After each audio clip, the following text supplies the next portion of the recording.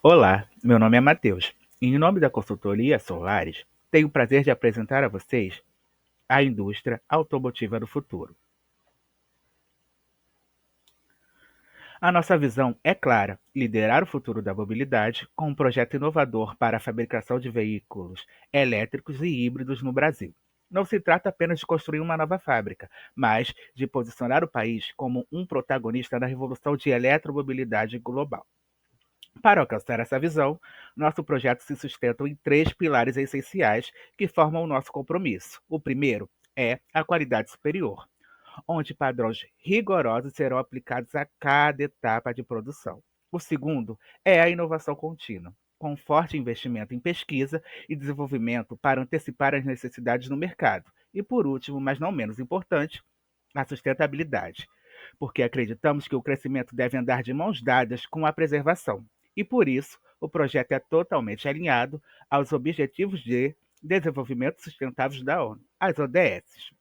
O impacto socioeconômico deste projeto é transformador. Estamos falando de um investimento na casa de milhões de dólares, com o potencial para criar mais de 1.500 empregos diretos, qualificados, e mais de 10 mil empregos indiretos na região de Resende, fomentando toda uma cadeia de valor e desenvolvimento local. A seguir, iremos detalhar cada um dos pilares que tornam este projeto não apenas viável, mas uma oportunidade única de investimento.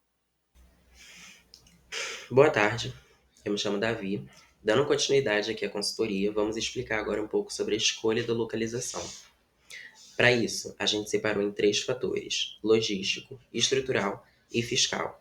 E aí chegamos à conclusão da cidade de Resende, mais especificamente ali na rua Vila C, seria a escolha ideal para a localização da nossa indústria. Bom, explorando agora sobre o fator logístico, Resende, que está ali situado no coração do eixo Rio-São Paulo. A gente vai ter um acesso direto ao maior corredor logístico do país, a rodovia Presidente Dutra, que liga os dois maiores centros consumidores da América Latina, Rio de Janeiro e São Paulo. E a instalação da nossa indústria, ela está numa região que possui um complexo industrial já consolidado. A gente tem ali a presença de grandes empresas, a Volkswagen, a Nissan, a Peugeot, e aí você sabe o que isso significa, né? Um acesso ali facilitado a toda essa cadeia de montadora com serviços especializados, mão de obra qualificada, mas as vantagens não acabam por aí. Ali pertinho também, menos de 45 quilômetros de distância, ali em Volta Redonda, a gente vai ter a CSN, que é a Companhia Siderúrgica Nacional. E você quer uma parceria melhor com uma indústria automobilística do que uma fornecedora de aço? Acho que não tem como dar errado, né? Agora, passando para os fatores estruturais, a instalação da nossa indústria está ali numa região com um terreno plano de aproximadamente 350 mil metros quadrados, com vias pavimentadas, postes de iluminação, sistemas de esgoto, torres de acesso a telefone, rede móvel, para garantir ali a conectividade dos nossos equipamentos, o que é de suma importância. A gente também se preocupou com a reserva ambiental, então a gente verificou o banco de dados do SICAR, que é o Sistema Ambiental e Rural, e do INEA, que é o Instituto Estadual Ambiental, e a instalação da nossa indústria está fora de qualquer reserva ambiental. Para finalizar, os incentivos fiscais, né? Vamos falar dos fatores fiscais. Ali a gente tem a nível estadual o programa, né, Rio Log, que vai reduzir a alíquota do ICMS em até 2%. O ICMS é exatamente esse imposto da circulação de mercadoria. É importante frisar também que esse desconto ele vai depender do tipo de venda. Então, por exemplo, se a gente pegar uma venda interestadual, que o ICMS seria normalmente de 12%, a gente vai ter essa redução. Então, se eu pegar 100 mil em produtos vendendo para São Paulo, ao invés de a gente pagar 12 mil com essa taxa de imposto, a gente vai pagar 2 mil. Uma redução de quase 98%. Então, a gente vai já economizar bastante com esse imposto. Além disso, a nível municipal, a gente vai ter ali a isenção do IPTU, que acho que a maioria já conhece, e o ISSQN, que é o imposto sobre qualquer serviço, sobre serviço de qualquer natureza, né? A gente vai ter a isenção desses dois impostos por um período de 10 anos. E a prefeitura faz isso exatamente para incentivar a industrialização e a empregabilidade ali do local. Agora, passando para mostrar um pouquinho mais sobre o nosso terreno, né, do nosso parque industrial, Aqui a gente vai ter as construções, né? Aqui do lado tem a legenda de todas as construções dividido por cor.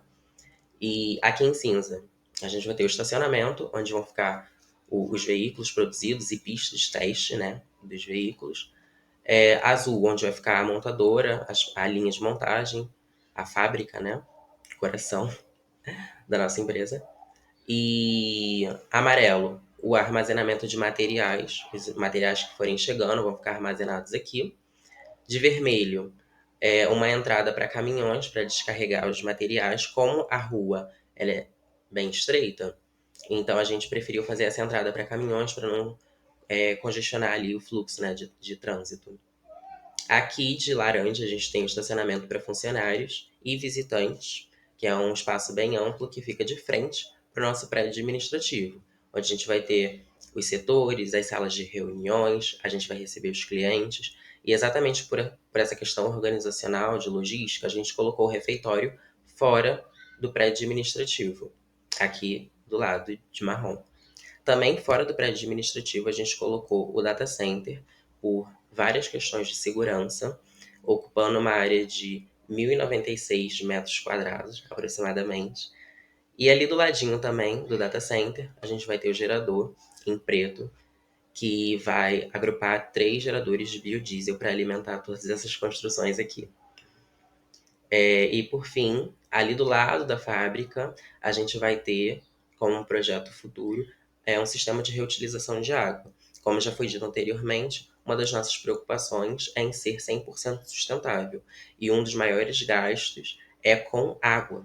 Então, a gente tem esse sistema de reutilização de água, a gente pode usar principalmente para limpeza do local, que gasta-se muita água. Então, a gente vai ter todo o equipamento de cisterna, filtro, telhas de captura de água, né? E essa aqui é a divisão do nosso parque industrial. Passamos agora para o coração estratégico da nossa planta, o edifício de controle administrativo.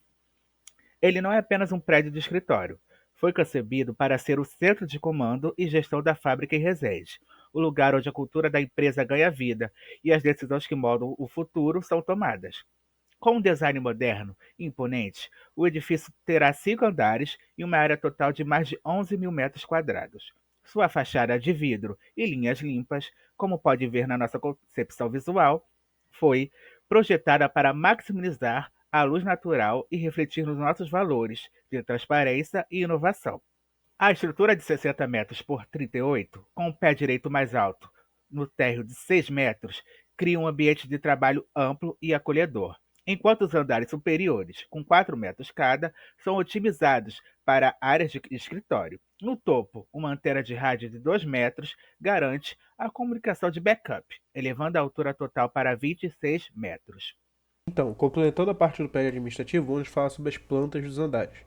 Como vocês podem ver aqui, tem uma sala, tem uma área de convivência, né, uma área central, onde chegam as pessoas, uma área padrão para todos, tá? Aqui possui 4 elevadores, para não ter congestionamento dos elevadores para os 5 andares. A sala de telecom, onde ficam os firewalls e switches em todos os andares, vai se repetir esse padrão. E sempre prezamos por repetição de padrões, tá? Por exemplo, os banheiros, tanto de PCD quanto os banheiros normais, ficam exatamente no mesmo ponto, tá? Então, ó, até esses banheiros aqui no outro lado. Para facilitar a tubulação e tudo mais. A sala de telecom é a mesma coisa. Para facilitar a passagem de fios e etc. Aí eu vou passar aqui pelos andares para vocês verem. Tá? Sala de reunião. As salas de reunião sempre numa das pontas. E aqui tem a divisão de paredes, né? Como vocês podem ver. Mas na prática não tem essas paredes, por exemplo. Vão ser todas balcões, né? Balcões não, mesas, com divisórias. Então o setor de TI vai fazer parede com o setor de projeto. Porém, entretanto, todavia, eles vão estar um do lado do outro sem as paredes fazendo agregação, tá? Aí esse aqui é o terceiro andar, que tem a setor de comunicação, área de TI e treinamento interno. Aqui fica o setor de TI, que ficaria o pessoal de código e tudo mais, produção de software. E aqui ficaria o pessoal de infra, segurança e etc. Setor de RH, treinamento interno, que seria o compliance, tudo mais, setor de comunicação. E o último andar que seria o andar para a diretoria, tá? O quarto andar ficaria o setor jurídico, o setor financeiro, o setor contábil, tá? E o último andar seria a assessoria da diretoria, a presidência, a gestão, a sala de reunião executiva e tudo mais. E percebe também que em todos os andares tem uma copa. Tem copas e a escada de saída é no principal aqui. Cada um desses andares será equipado com a mais moderna infraestrutura de rede, incluindo o cabeamento CAT 6A e a cobertura total com Wi-Fi 6E, garantindo que nossas equipes tenham as ferramentas necessárias para colaborar e inovar em um ambiente totalmente digital. Em resumo, o edifício administrativo é mais do que uma estrutura física, sabe? É um ativo estratégico projetado para fomentar a cultura de excelência, colaboração e inovação que definirá a indústria no Brasil. Olá a todos, meu nome é Ricardo e eu vou falar sobre a indústria e a automação. Bom, basicamente sobre a indústria, a equipe Solaris decidiu que seria melhor implementar a indústria 4.0. E o que tem na indústria 4.0? Bom, basicamente temos robôs colaborativos, que eu vou explicar mais tarde, sensores especiais, que tem alguns sensores que podem ajustar o consumo de energia de acordo com a necessidade automaticamente. Tem alguns outros sensores que podem prever a falha e evitar com que aconteça. E além dos sensores, temos também os exoesqueletos, que os trabalhadores podem vestir eles e auxiliar no trabalho. Isso tudo vai trazer mais segurança no geral, mais qualidade, mais eficiência para a indústria. E no geral também vai reduzir os custos totais. Bom, agora falando dos cobots, que são os robôs colaborativos, que é a minha parte favorita, que é a mais importante da indústria 4.0, que os cobots eles são importantes, pois eles aumentam a segurança no trabalho. Como? Substituindo tarefas perigosas. Ele pode fazer algumas tarefas que exigem cuidado, que exigem que o trabalhador se arrisque mais. E aí os cobots podem ir lá e fazer. E também pode substituir tarefas repetidas para evitar aquelas lesões por repetição. Então, os cobots podem fazer isso. Aumenta a produtividade, porque eles trabalham 24 horas, não descansam e só param para fazer manutenção quando necessário. E na parte de sustentabilidade, por ter uma precisão maior, ou seja, reduz o desperdício de materiais. Bom, agora falando sobre a fornecedora de cobolts, é importante definir uma fornecedora, pois não é qualquer cobolt que serve para indústria automobilística. É um trabalho mais pesado. Então, a gente pesquisou sobre isso e vimos que a Fanuc vai fornecer os melhores cobolts para gente. Qual é o diferencial da Fanuc? A Fanuc tem uma duração maior, ele, em comparação com os outros, é mais rápido, tem uma capacidade de carga maior e, além disso, ela possui funções mais complexas. Sim, a programação é mais difícil, mas isso significa que consegue fazer funções mais difíceis também, funções que requerem uma complexidade maior. Ou seja, a indústria vai ter mais flexibilidade quanto a isso, mais opções de tarefas. Agora vamos falar sobre a rede da empresa, tanto como os links primários, o backup via rádio, a conectividade da empresa, de cabeamento estruturado, infraestrutura interna e tudo mais. Pensamos em contratar duas fibra óticas com link dedicado, a Ibratel e a Vivo. A função delas é cada uma entrar por uma parte, um ponto da empresa, um entrando pela rua C, a outra entrando pela Dutra, pela via Dutra, fazendo assim, tendo uma cobertura, tendo duas fibra óticas e se uma falhar, a outra assume o lugar. Switch de agregação. Utilizaremos switch de agregação com porta de 40 Gbps no núcleo. no núcleo do anel, garantindo uma rede interna com altíssima capacidade e preparada para o crescimento futuro. Projeto de rede física cabeada. Levantamos 2 pontos para montar a rede física cabeada: o padrão de alta performance e a infraestrutura organizada e confiável. Tá?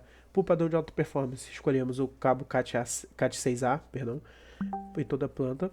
Os benefícios dele é ganho de performance e largura de banda para suportar aplicações da indústria 4.0, que é a indústria que a gente visa. Tá? E a proteção, e na parte da fábrica, escolhemos cabos com blindagem F/UTP, tá? Nas áreas de produção, para proteger esses cabos. Tá? Agora, falando sobre o segundo ponto, que é a infraestrutura organizada e confiável. Os componentes são racks, patch panels, cabeamento vertical e horizontal, e o resultado é a conectividade abrangente, confiável e de fácil manutenção. Agora, falando sobre a infra interna. Tá? No prédio administrativo, no primeiro andar, vão chegar os cabos de fibra óptica. Os cabos vão chegar no nosso firewall de borda, que seria o FortiGate 2F, tá? Que ele é um Next Generation Firewall. Ele trabalha com firewall de borda aplicando as regras de bypass, de pass, né? Se ele vai permitir tudo, proibir tudo. A princípio vamos proibir tudo e vamos só permitir o que achamos justo, tá? Pelas regras do firewall. Logo em seguida vem o PFSense, tá? Que o PFSense, ele é a função dele é servir principalmente como servidor DHCP, mas ele ajuda na segmentação das VLANs, tá? Para cada andar, e tá o controle de regras internas. Então ele junto com o firewall, o FortiGate, vão fazer o controle das regras de internet. Fazendo a distribuição dos pacotes, temos o switch Cisco Catalyst 9500, que seria esse aqui.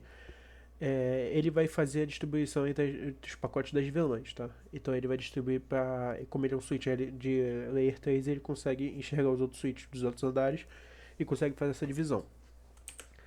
Nos outros andares, vamos ter 3 switches Catalyst 9300PoE++, tá? E de forma estacada, ou seja, eles vão servir como uma unidade lógica só, ou seja, um grande switch gigante, tá? De 48 portas cada. Então vão ter 120 portas para cada andar. A divisão foi feita baseada para cada andar tem mais ou menos 100 colaboradores. Não 100 colaboradores, mas 100 entradas para a internet. Então foi feito basicamente essa escolha desse switch. Tá? E esses switches vão servir tanto para computadores quanto para câmeras, para CFTV, quanto para os APIs, que eu vou mostrar mais tarde. Aí, o terceiro andar, o quarto andar e o quinto andar. Endereçamento de IP e VLANs, organização lógica da rede. Então, nossa rede, vamos ter um plano dual stack, onde vai ter tanto IPv4 quanto IPv6.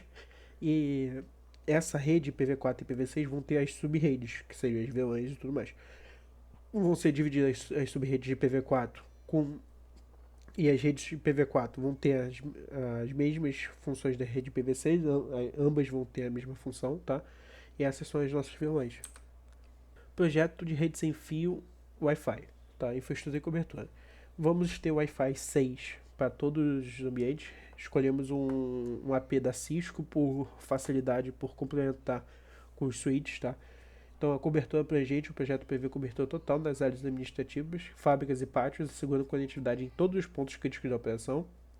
E SSDs e VLANs distintas. Serão criados 3 redes, tá? A Solaris Corp, onde os funcionários vão poder entrar na rede com as suas credenciais de rede, seria usuário e senha. A Solaris Produção, rede de produção com autenticação via certificados para dispositivos IoT AGVs, garantindo comunicação segura e eficiente, e a Solaris Visitante, onde os visitantes podem conectar. Então eles vão precisar fazer o login na rede e tudo mais. E aqui ficou a divisão, o mapeamento de calor dos pontos Wi-Fi. Isso aqui tudo é Wi-Fi 6, tá? Então a cobertura do Wi-Fi 6 vão para todos os andares, visto que no nosso projeto não tem paredes. Então por isso que o Wi-Fi 6 consegue se propagar mais fácil. E essa aqui ficou a distribuição das câmeras e dos APs. Então ficou as câmeras aqui e o switch central, dividindo para as câmeras e para os APs. E de todos os andares. Bom, então agora que entendemos que uma conectividade contínua é tão importante quanto, sei lá, a energia elétrica, entendemos que qualquer falha pode interromper uma produção, sistema de segurança e o principal, o data center. Então pensamos em uma segunda rota de conexão, o backup via rádio.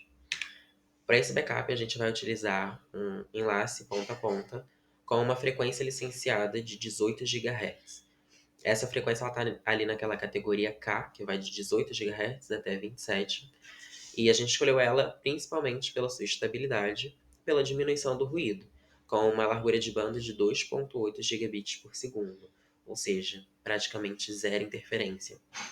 A gente escolheu a estação da Claro, que também fica ali pertinho em Resende, no bairro de Morada da Montanha, menos de 10 quilômetros da instalação da indústria, com uma torre de 25 metros, a torre da estação da Claro, e a torre da indústria de 26 metros de altura.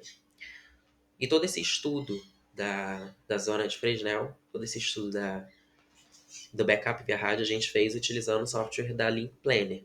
E aí, como vocês podem ver aqui no gráfico, a gente tem uma demonstração da zona de Fresnel. E essa área em verde seria exatamente o relevo que tem entre as duas torres. E o importante é saber que esse relevo ele não vai ultrapassar mais de 40% ali dentro da nossa zona de Fresnel, que é essa elipse em azul que temos aqui.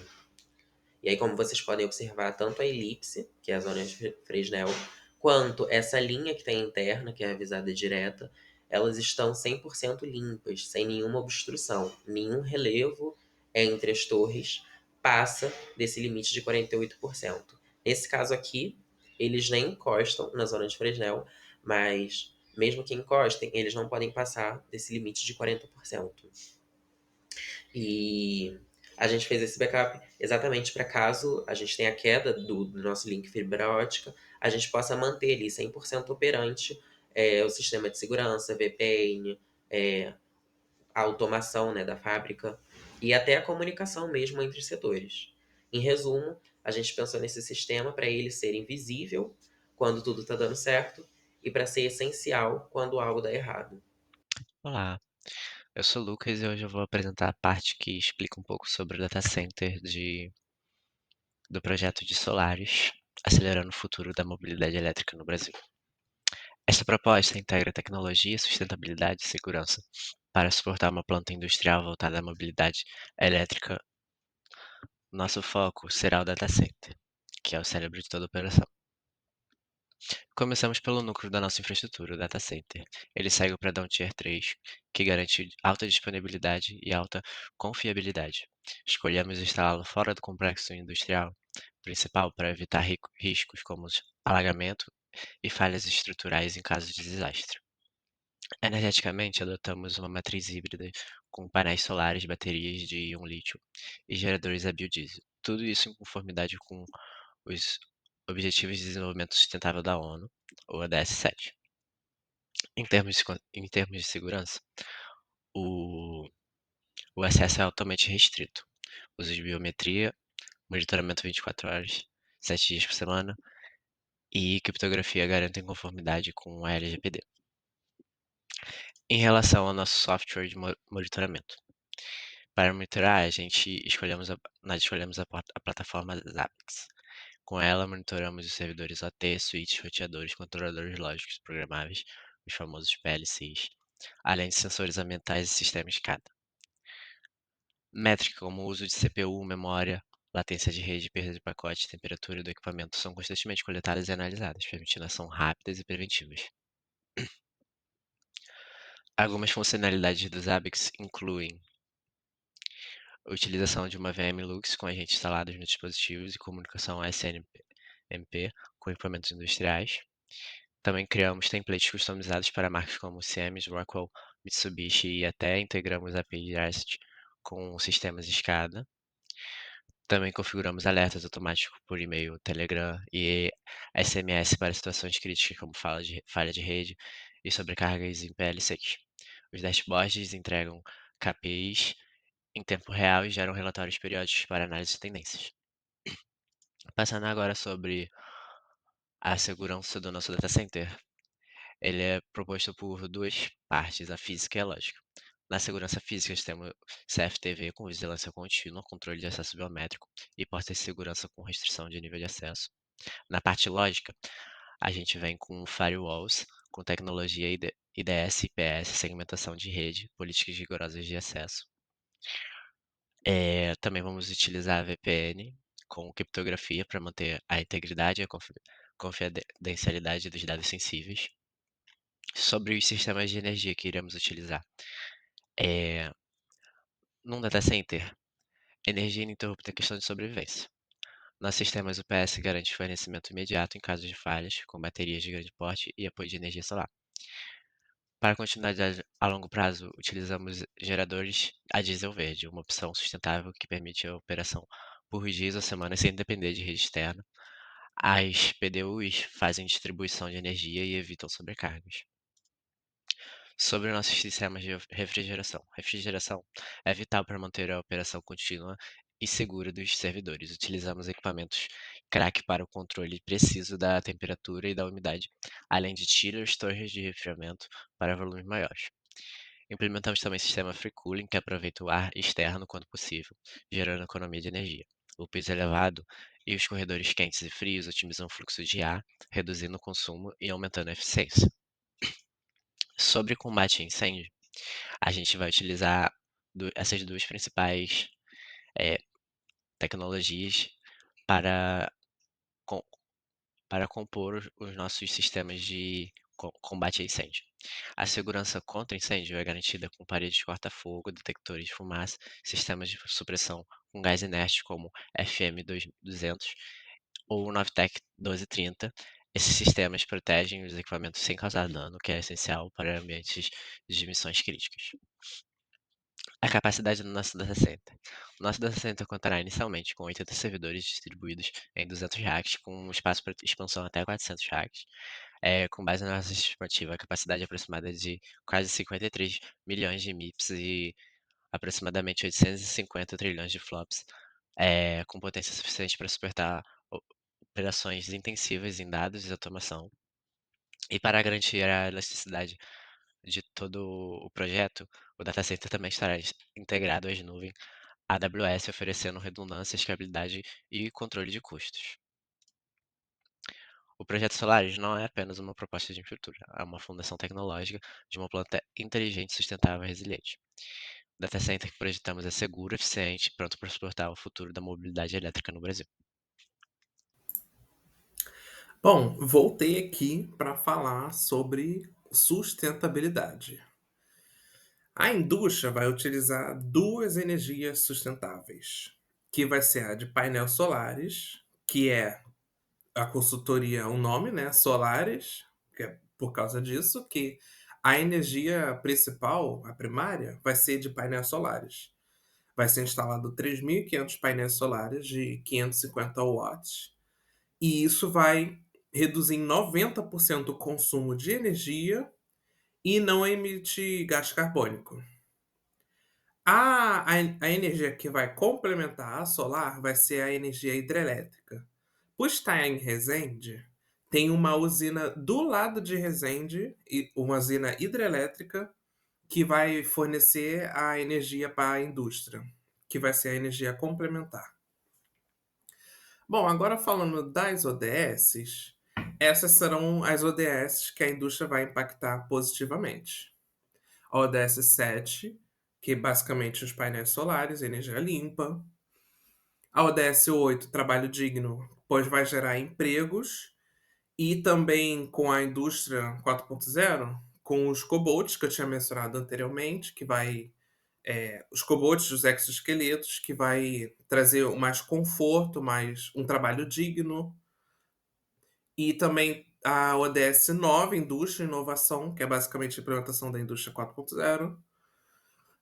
A ODS 11, Cidades Sustentáveis, que vai ser a criação de veículos elétricos e híbridos que a indústria vai fazer. A ODS 12, Consumo Responsável, que é basicamente a redução de resíduos no geral. E a ODS 13, Ação Climática, que é a redução de gás carbônico devido aos painéis solares. Agora eu vou passar para o Matheus, que vai aproveitar e falar da sustentabilidade e os diferenciais das outras empresas. Ao analisar o nosso projeto para a nova planta em Resende, identificamos dois pilares que sustentam toda a nossa apresentação: tecnologia de vanguarda e um compromisso profundo com a sustentabilidade. O projeto indica um foco claro em operar com 100% de energia renovável. Isso será alcançado através da combinação de um extenso parque de painéis solares na própria planta, com a aquisição de energia limpa via PPAs, que são aqueles contratos de compra de energia ao longo prazo. Mas a visão vai além. A proposta busca a certificação ISO 5001 de gestão de energia e prevê que toda a frota interna, como as empilhadeiras, seja elétrica. E por que isso é importante? Não é apenas para parecer verde, sabe? Energia renovável e eficiência reduzem o custo operacional no longo prazo, o que é estratégico. Além disso, um forte desempenho em ESG, ambiental, social e governança, é fundamental hoje em dia para atrair os melhores talentos, que é o que a gente quer, e principalmente os investidores mais qualificados. Indo um passo adiante da economia circular, o projeto ataca um ponto crítico dos veículos elétricos a propor um centro de referência para a segunda vida e reciclagem de baterias, um diferencial competitivo e de sustentabilidade enorme, além do reflorestamento na Mata Atlântica, sendo mais específico na bacia do Rio Paraíba do Sul. A proposta detalha ainda a criação de uma fábrica imersiva 4.0, onde a tecnologia é usada para maximizar a performance, realidade virtual, que será utilizada para o treinamento de colaboradores em montagem e segurança, e a realidade aumentada, que dará suporte à manutenção e assistência remota.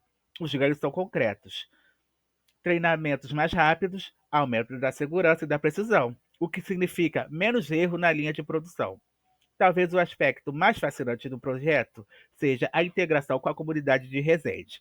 A proposta detalha a criação do Polo de Inovação e-Mobilitec Resende, uma incubadora dentro da própria planta, em parceria com instituições locais, como o Senai Resende, Cefet e o ERJ, focada em desenvolver novas tecnologias de bateria, softwares e materiais. Além disso, o projeto inclui a Academia da Mobilidade do Futuro, concurso gratuito para a comunidade, e o programa Fornecedor da Manhã, para capacitar pequenas e médias empresas da região. Isso cria uma simbiose. A indústria ganha com inovação, fornecedores mais qualificados, enquanto o Resende ganha com conhecimento, emprego e a chance de se tornar um polo tecnológico em eletromobilidade. Para viabilizar essa visão, o projeto estima um capex, investimento inicial, de aproximadamente 18 milhões de dólares, ali nas casas dos 100 milhões de reais. A maior parte desse valor é direcionado para automação, robôs, AGVs e para a infraestrutura de TI, data center e rede, o que demonstra uma aposta eficiente desde o início. O OPEX, por sua vez, é projetado em cerca de 3,78 milhões de reais, e o maior peso é a conta de energia. Este custo sustenta uma operação de ponta, segura e ininterrupta, que é o alicerce para tudo que se quer construir. Em resumo, o plano da Solaris para Resende é multifacetado. Não se trata apenas de montar carros, mas de produzir usando tecnologia 5.0 com uma forte pegada de sustentabilidade, investindo para criar inovação na comunidade local e com um engajamento profundo com a mesma. Este modelo pode, de fato, começar a mudar o que entendemos por investimento estratégico no Brasil. E, dito isso, agradeço a todos e nos acompanhar até aqui. Obrigado.